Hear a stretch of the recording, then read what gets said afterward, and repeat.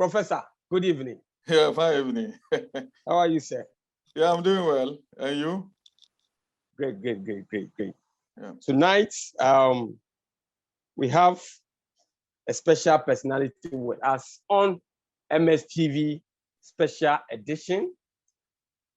We're going to discuss about a personality, a great personality in the health industry, not just he's a Ghanaian, but with globally acclaimed, status. Today, is somebody I respect so much, so much. I'll hold his name for now, and I'll mention who exactly he is before we get to know who he is, and then we'll go into certain activities and organization that he's representing now in wherever he is. He is a molecular virologist, infectious disease scientist, a prolific writer with 9 solid books and several educative articles, to intrigue you in the health industry. He has so many, as I say, so many. And he has attended several international conferences, speak to several personalities, several top institutions across the world. He's nobody but Professor Abubakar Yaro. Yeah, thank you very much. Now he is the General Director of African Health Research Organization, currently based in Scotland, UK. Professor, you're welcome. Thank you very much. How are you, sir? Yeah, I'm doing well. I think I've been trying to mention my profession. I think is a molecular virologist and infectious disease scientist. It's a scientific, Yeah. Thank you for the correction. Yeah. Great. Doc, tonight you look awesome tonight. Oh, that's good. Thank you very much. Great. So, Doc, for Professor, sorry, because of my relationship with you, I often call you Doc. Yeah, Doc. Yeah. For the purposes of academic excellence, I need to acknowledge you as Professor. Yeah. Prof. Yeah. For a starter, who is Professor Abubakar Yaro? Who is Professor Abubakar? Professor Abubakar is the son of the late Alhaji Abdullah Yaro, who is also a very wonderful pharmacist. And my mom, Amina Ahmed, she was also a nursing sister, but some were saying she's a gynecologist. I was born on the 9th of May, 1974. I had 2 sisters, Mariam and Abiba, both are late. I started my education at Harrow International Preparatory School in Abeka, Accra. Then from there, I went to Accra High Secondary School before moving to Abubakar Secondary School. From there, I used to say I made the first medical hijrah or education hijrah to Nigeria, where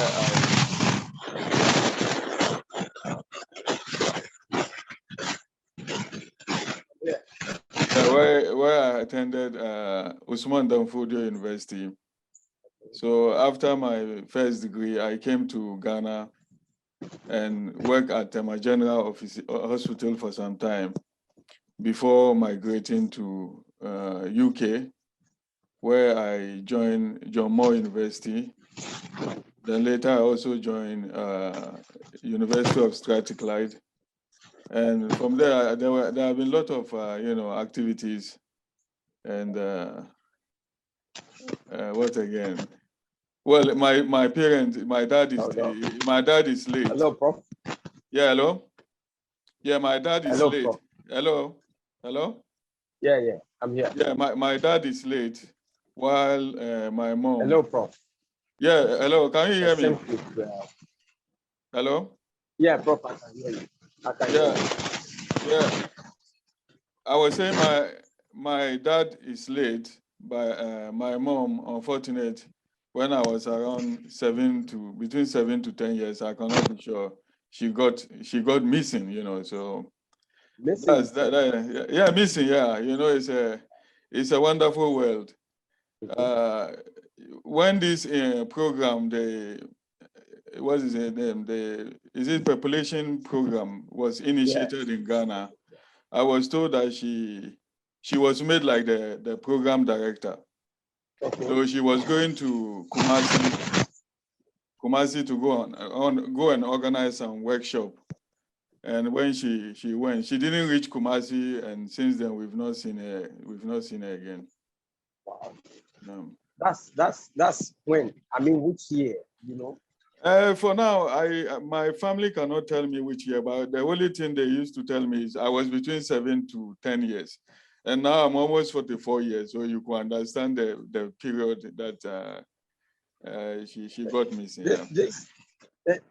It's quite strange to see your mom for when you were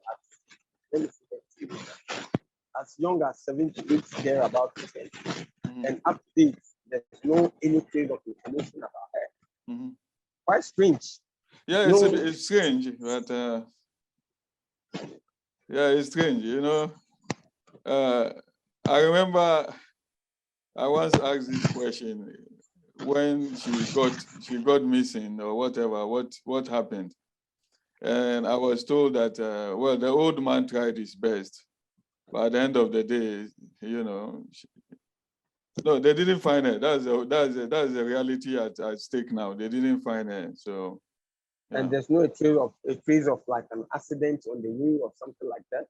No, my dad was a pharmacist, so he had a link. He was a very powerful guy at the Ministry of Health. So I think there was, talk here and there, but there was no accident to sort of find out whether she was among them.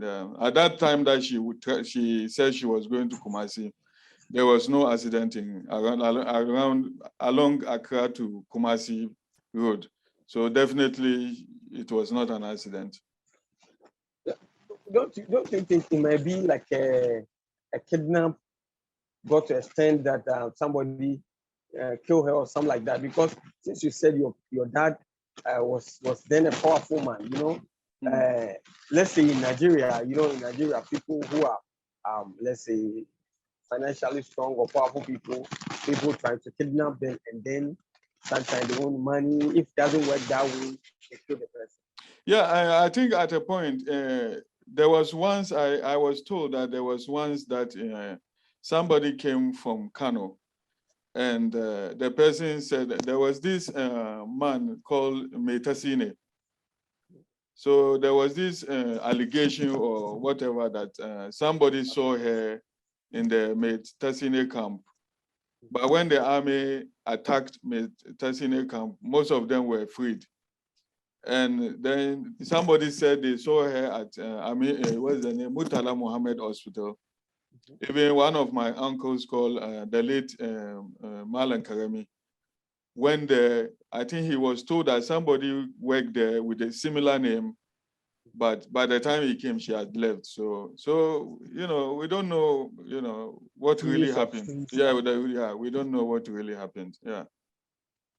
So growing up, how did your mom factor affected your upbringing? Yeah, I think a lot. That's a nice question. I think it was a lot because I could remember at a point once, I attended Ministry of Health primary school. So normally when we closed from school, my father was then the pharmacy at Kolebu. So we never would go to Kolebu. And when I'm sitting down thinking, then I start crying. Then my father will ask me, what is the problem? I would lie to him, so I have a headache. But deep inside me, I was feeling the absence of that woman. Every child need a woman, a mother to be by his side. And unfortunately, we didn't have our mother by our side. And it really affected me. It really affected me. But I think one positive thing that I developed from that such misfortune is it made me to be a fighter, because all along in my life I've always been a fighter. So it turned me into, people say I'm now a fighting machine. So it turned me into a fighter. Yeah. So you know, you are a Muslim. So did your father take advantage to marry? Technically, you know, Islam allow people, men to marry 2 or 3 or 4. Yeah. Did your father take advantage of that to marry another woman? Yeah. What happened was my father got married. What actually the story I was told, because I was not old enough to know the story, but the story I was told was when my father decided to marry my stepmother, my mother became a bit pissed off and decided to leave the house. I think that was the first mistake she did. I remember in my book, I'm writing my biography. In my book, I said that was the mistake she did. For her to leave a matrimonial home, just because another woman is coming in. So she left, and after leaving, when my stepmother came in, I think there was a whole lot of problems. So my father's family decided to go and talk to her so that she comes back. So I think there was the arrangement that she would come back, I think on a Sunday, and she got missing on a Friday. Wow. Yeah. Wow. Very, very, very great story. I think, as you said, you are putting into writing to shape some of us coming up to be potential fathers. We can also read so that we guide our decision going forward. Yeah, when I was writing my autobiography, I had this American professor who is she's into psychology. Sure. So I told her that every chapter that I'll write, I'll send to her for her to review. Then she told me, oh, what you do is I should do it every 3 chapters, because the first part, the part 1 of the book, is made of about, I think, 8 chapters. So after I'd written the first 3 chapters, I sent it to her. When I sent it to her, I think after reading the first chapter, she told me she couldn't continue. Wow. I asked her, why is it? She said, even from the first chapter, it was so emotional that she couldn't continue. That how does an individual, one human being, just got missing, and just like that? Yeah, just like that. Nobody knows where she is. Nobody even has a trace of if she is alive or not. So it's a sad story. I think my 2 sisters, Mariam and Abiba, couldn't, withstand the loss of their mom, and I think through that, they just went away. Yeah. So, Doc, now you are a parent yourself. You have, I believe, you have kids.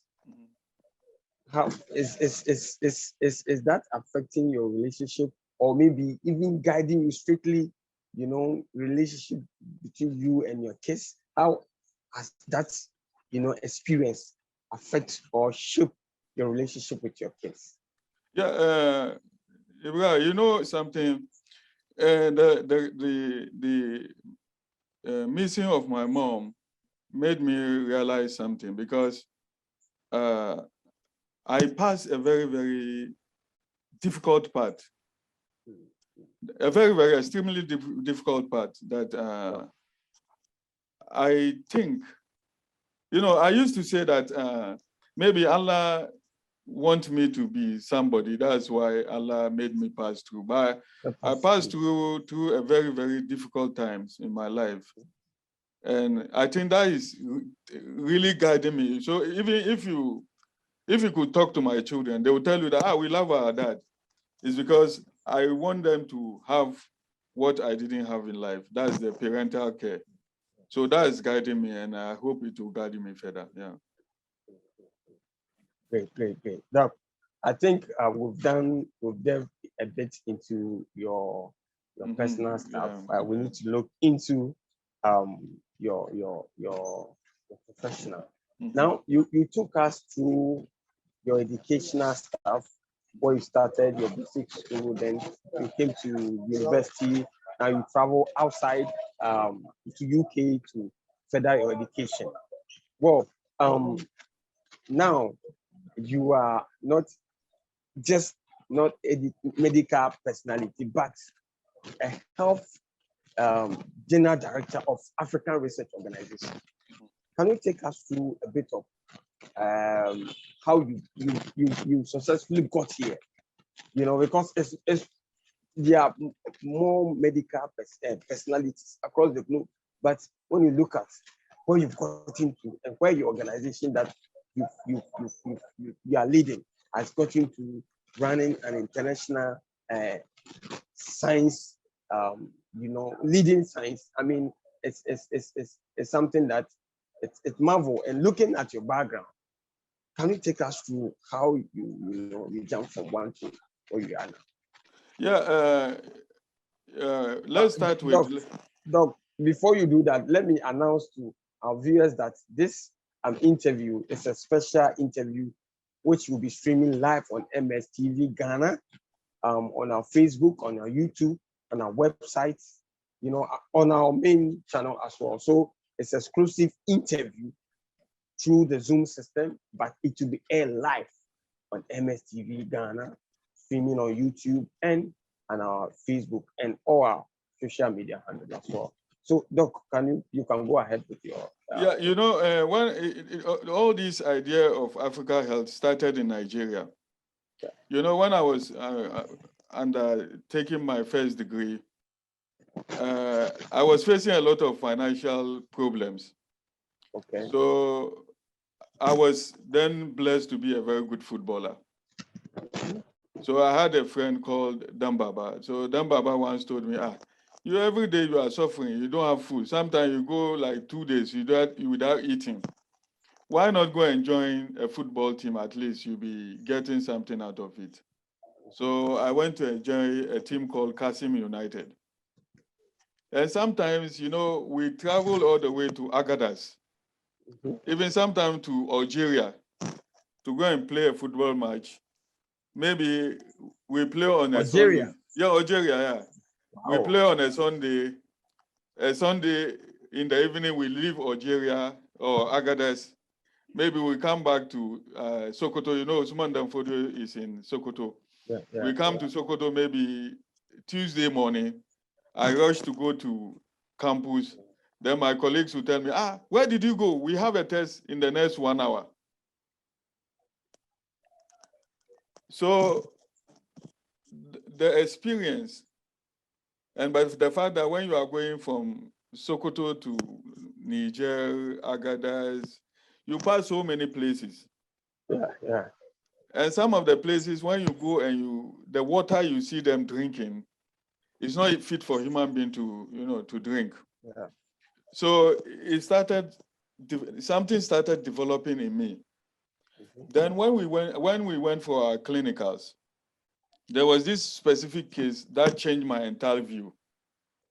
Once they brought this patient and he didn't have 2,000 naira for treatment and he died. So when we completed, while most of my colleagues were celebrating that, I'm going to be this, I'm going to this hospital, I'm going to this place to work, I sat down quietly and I told myself that I want to come out with something that will help the African people when it comes to health issue.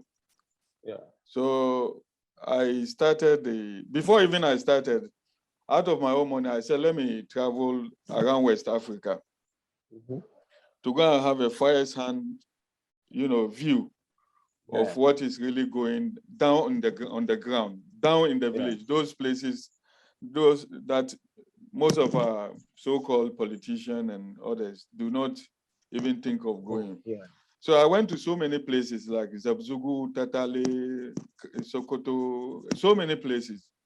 So after my 7 days travel, I decided I have to form an organization.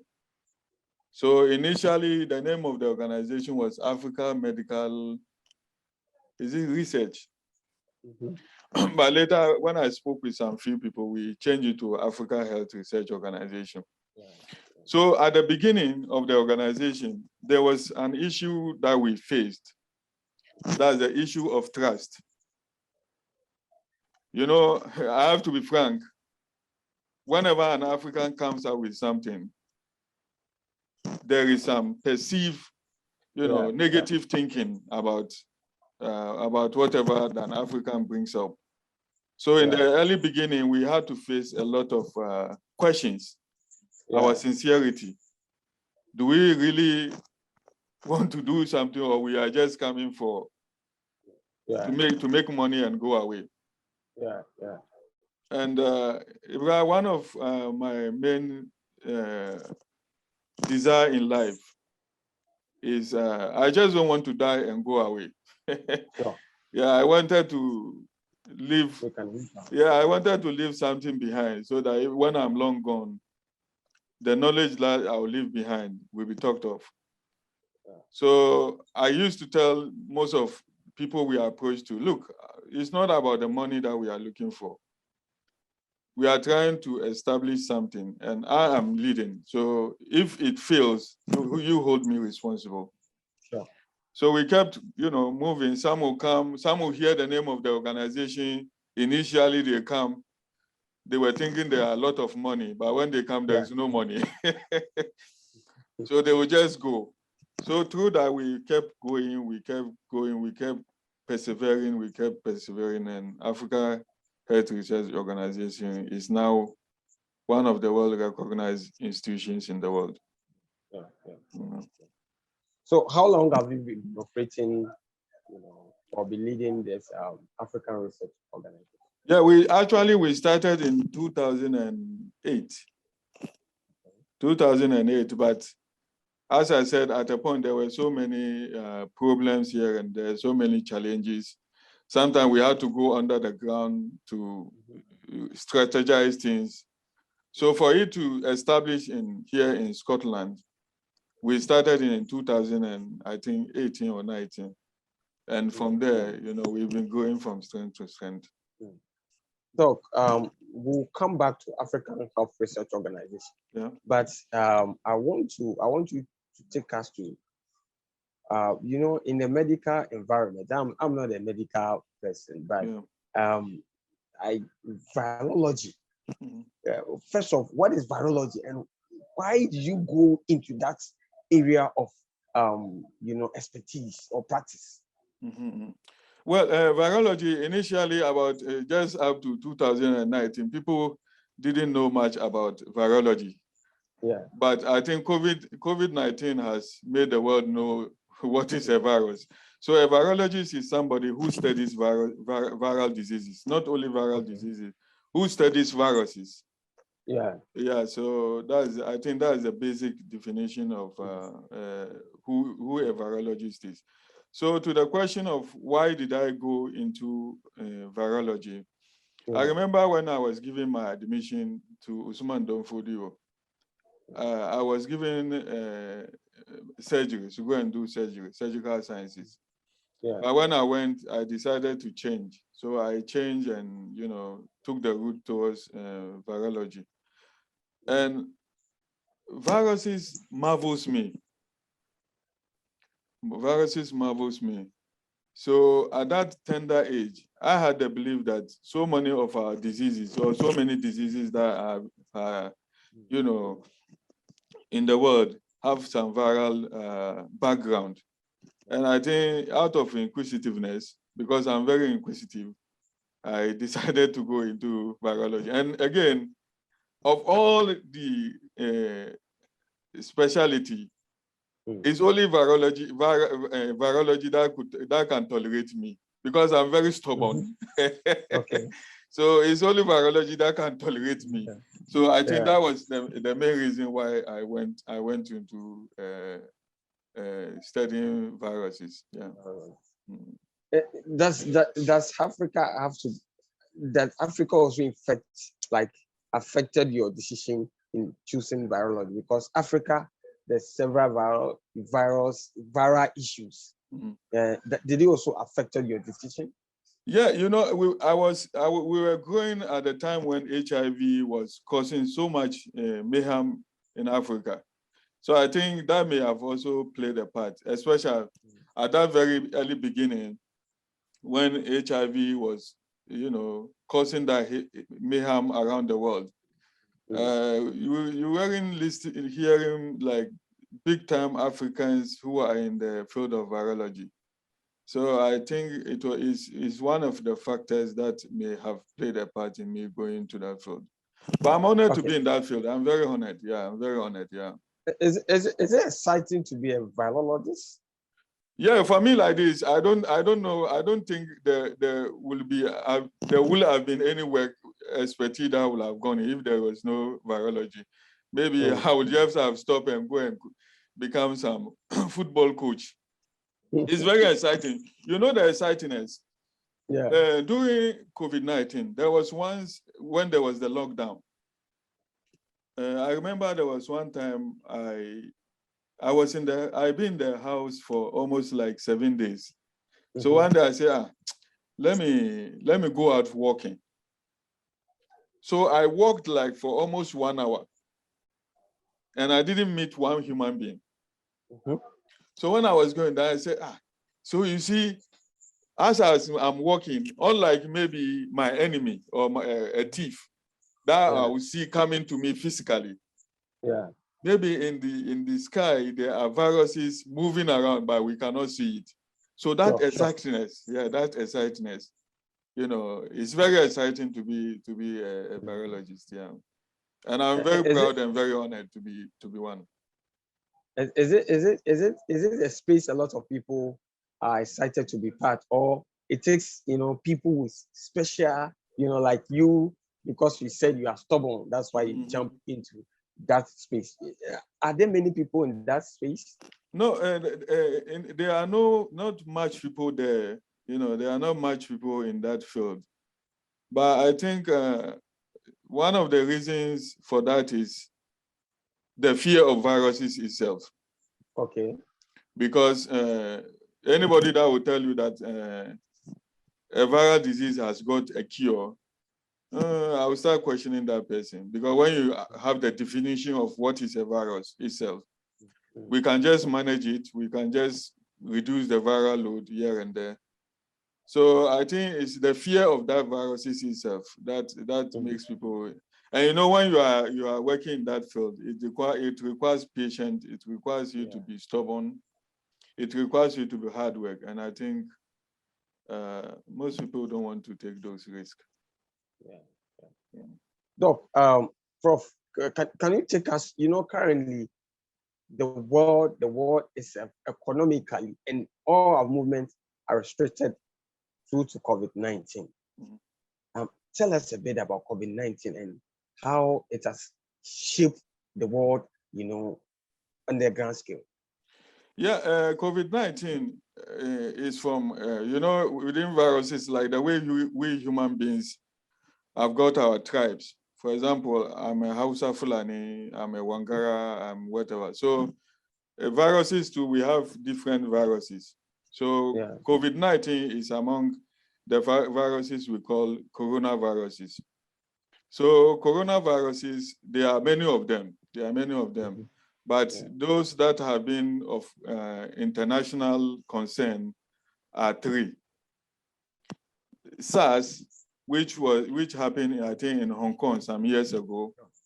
Then 2 is MERS, that's the Middle East Respiratory Syndrome. That one happened in Saudi Arabia. It was identified in camel. Then this COVID-19. So one of the main issue with them is, according to data that we have, they are mostly found found in bat. So some research shows that bat is the reservoir. But the issue with them is they keep emerging, they keep evolving. Yeah. So, and you know that the danger, the reason why they cause so much mayhem in the world is because they are transmitted via respiratory route. Yeah. Which means they pass through the air. Somebody who is closer to you coughs, they will be able to get it. But I keep saying, I said this in our recent book, that the world shouldn't think that this is the end. There will be more coronaviruses because there are many of them out there that we don't know. So I think it's left for the world to start preparing properly so that we are not taken by surprise when there is another pandemic. There will be another pandemic because when you look at the history of pandemics, the first major pandemic happened in I think 1918, which was a flu. They call it the Spanish flu.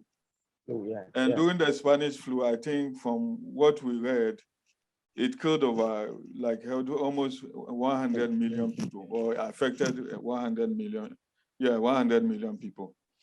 Then between that, then you come to SARS. SARS happened in 2000s. But before then, there have been others like influenza, Ebola, but those with significant public health significance, you talk of SARS, which happened in around, I think, 2002. So between that 2002, there have been few issues like Ebola in West Africa. We have Lassa fever in Nigeria. We have Zika viruses in South America. So the next major one is COVID-19. So when you look at the distance between SARS and COVID-19, it's short. It's short. Why? Because now the world has turned into a global village. I said the other time, if I want to go to Saudi Arabia, for example, in the past, maybe it would take me like 1 month. But now I can leave UK, go to Germany, go to United States, go to South Africa, go to Nigeria, then go to, what is the name? Go to Saudi Arabia, all within a few couple of days. So this has impacted how diseases spread and, you know, how, we don't know how we live. So those are the things that we are facing in the world.